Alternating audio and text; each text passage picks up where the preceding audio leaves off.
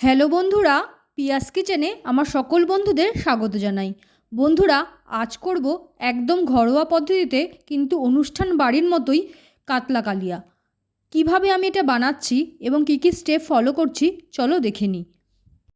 দেখো, মাছগুলো ভালো করে ধুয়ে নিয়ে ভালো করে নুন হলুদ মাখিয়ে রেখেছি এবং কড়াইতে বেশ অনেকটা পরিমাণ সর্ষের তেল গরম করে নিয়ে একে একে মাছগুলো সব ভেজে নিচ্ছি। মাছটা ভাজার সময় কিন্তু গ্যাসের ফ্লেমটা একদম মিডিয়াম করে দিয়েই মাছগুলো ভাজবে, নাহলে ভিতর থেকে মাছগুলো কাঁচা থাকবে আর ওপর থেকে ভাজা হয়ে যাবে। দেখো, একে একে আমি সব মাছগুলো কিন্তু সুন্দর করে এবার ভেজে নেব। দেখো, মাছগুলো ভেজে আমি কিন্তু সব তুলে রেখেছি এবং ওই কড়াইতেই ওই তেলের মধ্যেই দিয়ে দিলাম বেশ অনেকটা পরিমাণ কিন্তু সাদা জিরে। সাদা জিরে দিয়ে দেখো আমি ফোড়নটা একটু হতে দেবো।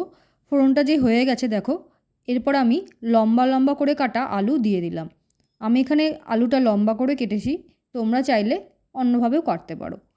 দেখো, আলুগুলো দিয়ে ভালো করে একটু নেড়ে নিচ্ছি। এরপর দিয়ে দেবো অল্প পরিমাণ নুন আর হলুদ।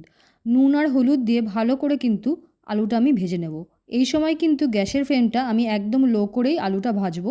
তাতে কি হবে, ঝোলের স্বাদটা অনেক ভালো হয়। দেখো, আমি কিন্তু সুন্দর করে ভেজে নিচ্ছি।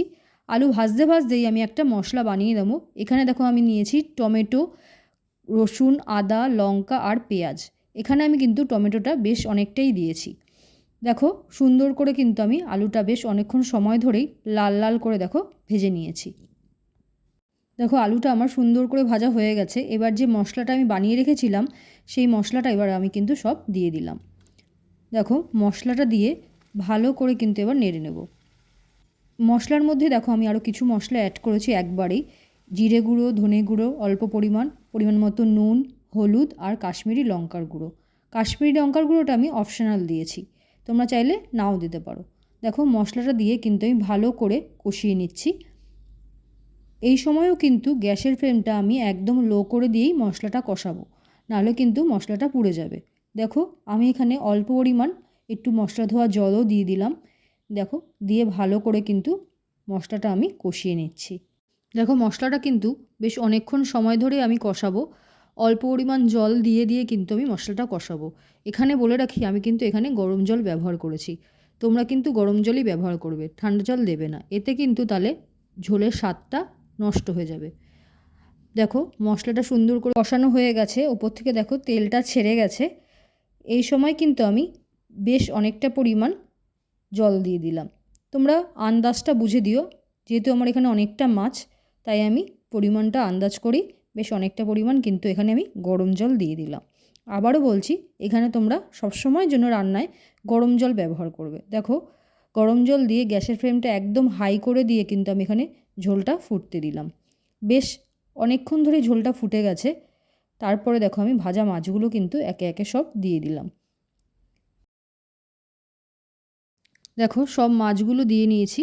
এরপর কিন্তু গ্যাসের ফ্লেমটা কিন্তু হাই রাখবো, কিন্তু খুন্তি দিয়ে কিন্তু খুব হালকা হাতে নাড়াবো, নাহলে কিন্তু মাছগুলো ভেঙে যাবে। দেখো, হালকা হাতে কিন্তু আমি মাছগুলো সব সুন্দর করে মিশিয়ে নিচ্ছি। এর সময় কিন্তু গ্যাসের ফ্লেমটা হাই রাখবো, আবারও 5 মিনিট মতো একটু ফুটিয়ে নেব। ব্যাস, ফুটে গেছে। আর উপর থেকে দেখো আমি দিয়ে দিলাম বেশ অনেকটা পরিমাণ কিন্তু ধনেপাতা। ধনেপাতা কুচি দিয়ে একটু ফুটিয়ে নিয়ে ওপর থেকে গরম মশলা দিয়ে ব্যাস গ্যাস অফ করে দেব।